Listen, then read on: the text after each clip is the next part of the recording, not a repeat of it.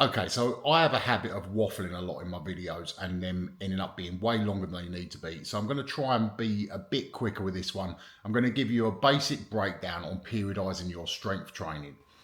Now, generally you have three types of blocks. You have the accumulation block, which is where you're trying to accumulate muscle, or a hypertrophy block or a volume block. You know, they're all sort of just terms that are used. But basically in that phase, you're almost doing a sort of bodybuilding style of not training necessarily, but rep ranges and stuff. You're trying to build as much muscle. In that period, the best thing you can do is use a progressive overload approach.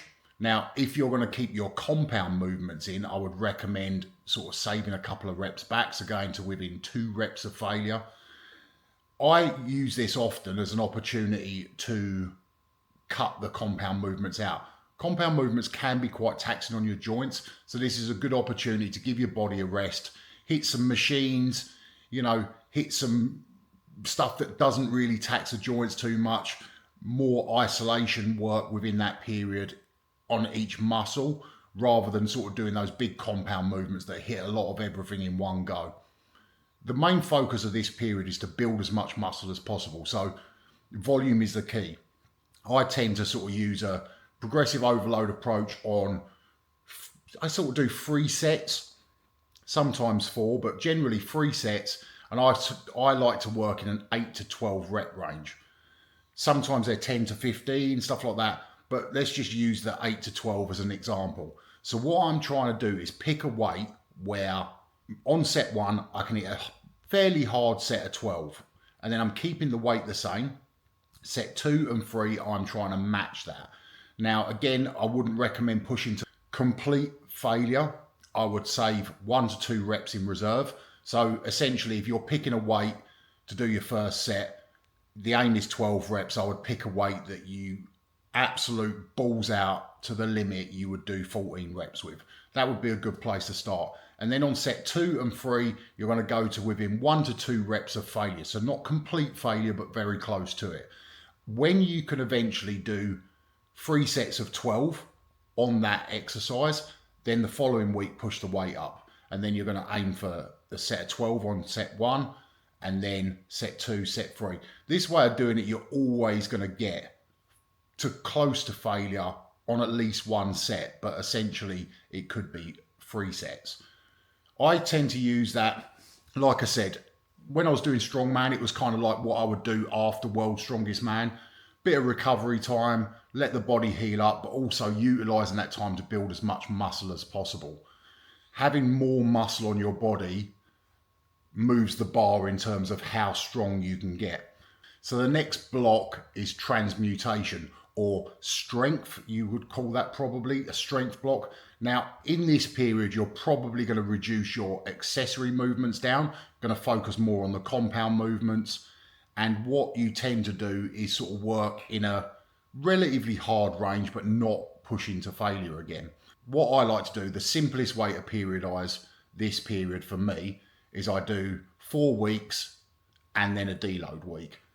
That tends to work really well for me recovery wise. I think that most people don't deload enough perhaps, and a good time to do a deload is when you feel like you're not progressing, like every session's feeling hard. Now, I use a really simple periodization method in terms of the percentages of my 1 rep max. Now, when I'm talking about 1 rep max, I'm not talking about a horrible hitch to like crazy deadlift. I'm talking a 1 rep max, the most you could pull in 1 smooth movement. So as soon as you're getting form breakdown and you're having to hitch and things like that, that's beyond where you want to be. It's the heaviest weight you can pull in a nice smooth lift. So what I tend to do on week 1 is I do 5 reps, 3 sets of 5 reps. I use 80% for this. On week 2, I do sets of 4 at 85%.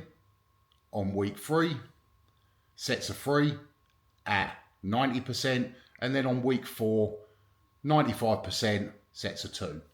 It's literally a simple model. It doesn't work exactly for everyone in terms of it's not perfect, but it generally works for everyone. It's a very simple method to periodize your training. You then on the 5th week do a deload. Now on the 6th week, you will go back to the beginning again.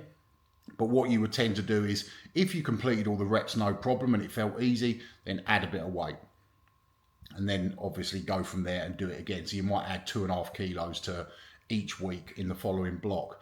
Now, just because you say have progressed on your deadlift and you add 2.5 kilos, or maybe even 5 kilos if you've really made some progress, that doesn't mean you have to do the same on all your lifts, so all your compound movements. So you could maybe add 5 kilos on your deadlift because it felt really easy. And then you might have struggled a little bit with your bench and you might not add any weight. So take each compound movement as, you know, its own individual thing. So what I like to do in terms of that is I put a compound movement in each session. So I do 4 sessions a week. And then also, so I do what I call as a primary accessory. So for something like your bench press, your primary accessory might be incline bench. For deadlifts, your primary accessory might be leg press or Romanian deadlifts. But what I tend to do is I take my 2 upper body sessions and I take, say, a bench press, and I take my primary accessory that would be incline bench and put that on my shoulder session as the secondary movement. So I do like a blended method where shoulders and chest are combined, chest and shoulders are combined, deadlifts and some form of squat is combined, and squat and some form of deadlift is combined.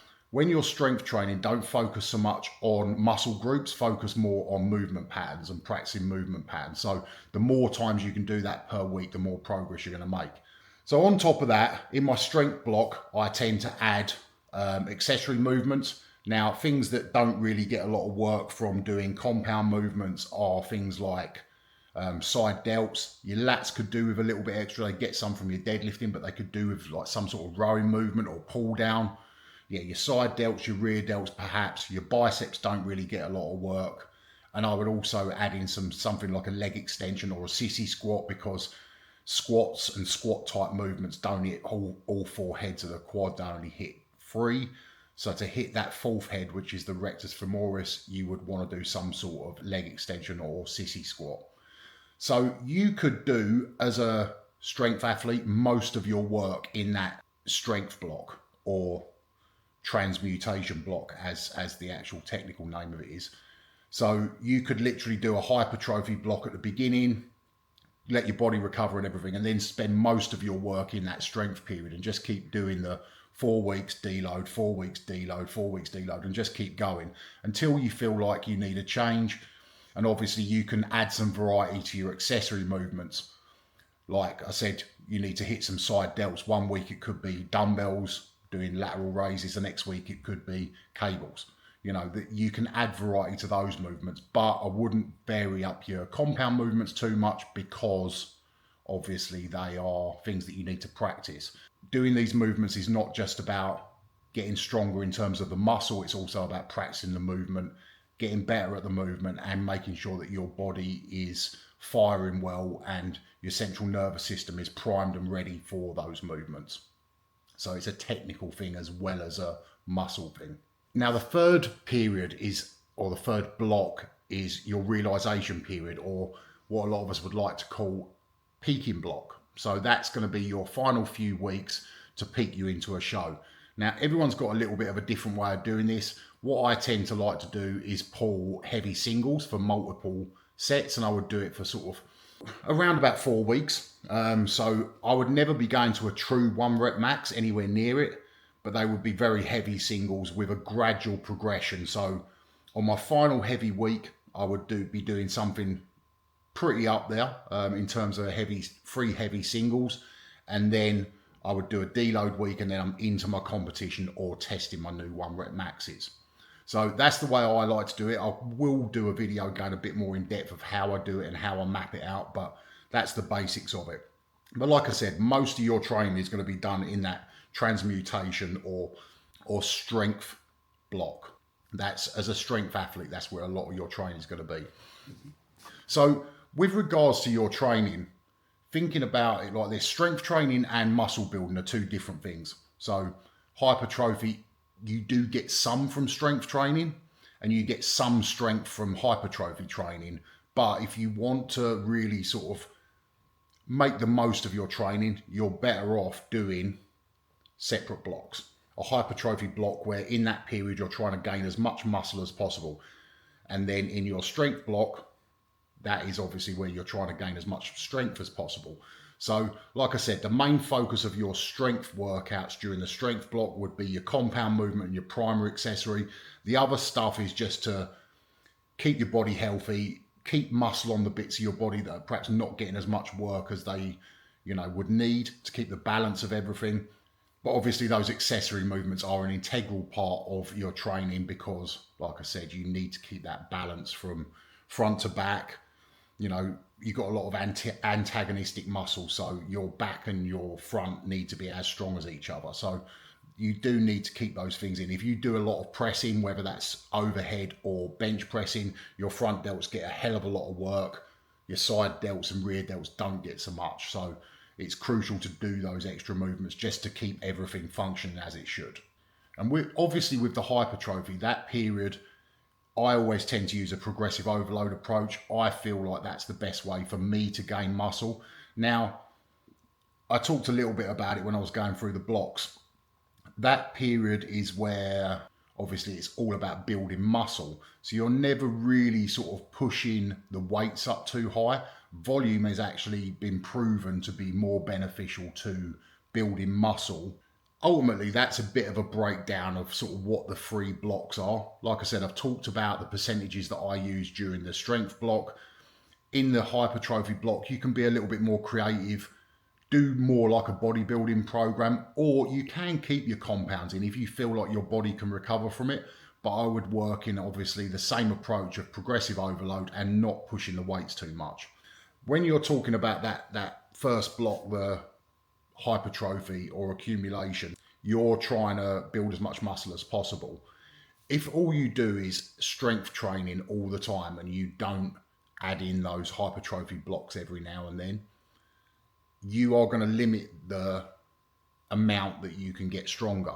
Now, if you're in a weight class and things like that, it's a little bit more tricky. But if you're a strength athlete or someone that just likes being strong and you're not worried about where your weight sits, and I'm not talking about gaining fat here, gaining muscle, you will gain weight, obviously. If you're not worried about gaining some weight and gaining some muscle, it's going to be really crucial for you to do that hypertrophy thing every now and then. So you've got to think about it. If a muscle's this big and you fill it with strength, you've then got to get stronger, make the muscle bigger, and then fill that with strength. So I sort of use an analogy of like two glasses, and one's a half pint glass and one's a pint glass. So once the half pint glass is full, if you then try and put more in it, it won't go any more. You cannot fit any more in it. So you've maximized what the capacity of that is. So the only way to then be able to fit more water in the glass is to make the glass bigger. Yeah, essentially, sometimes when you hit a plateau, it's good to do a period of building muscle, some bodybuilding training, trying to gain as much muscle as you can to then maximize the capacity of that muscle. And like I said, you do get a bit of crossover if you're doing your strength training and you're lifting heavy and pushing your volume a little bit, you will gain some muscle. And the same as if you're lifting in that sort of rep range of sort of 8 to 12 like I talked about, you are going to gain some strength as well. But the main focus is obviously to build muscle. Now, with the muscle building, it's actually been sort of proven recently that for muscle growth, it doesn't matter if you're going to 8 reps or 30 reps. If obviously the lighter weight 30 reps and the heavier weight at 8, if you go to the same point of failure, so within 1 rep of failure, you will gain as much muscle doing 30 reps as you will 8. But if strength is the long-term goal, you will gain a little bit more strength doing slightly lower reps. Now, I wouldn't recommend for those muscle building things to go below 8 reps personally.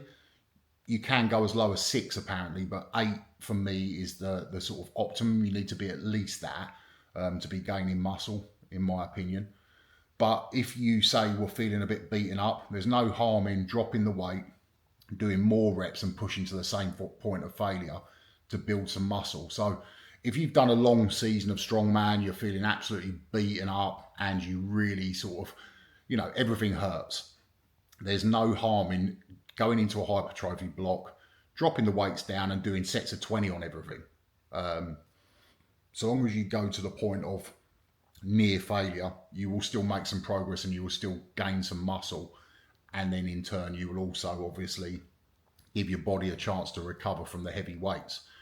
Then when you move into the strength block, hopefully you've gained some muscle mass and you can obviously then try and maximize the strength that you can produce within that muscle. Hopefully that helps a few of you out and it wasn't too confusing, but if you do have any questions about what I'm talking about, please drop them in the comments below. I'm happy to respond to them. I will try and respond to all. And yeah, I appreciate you tuning in.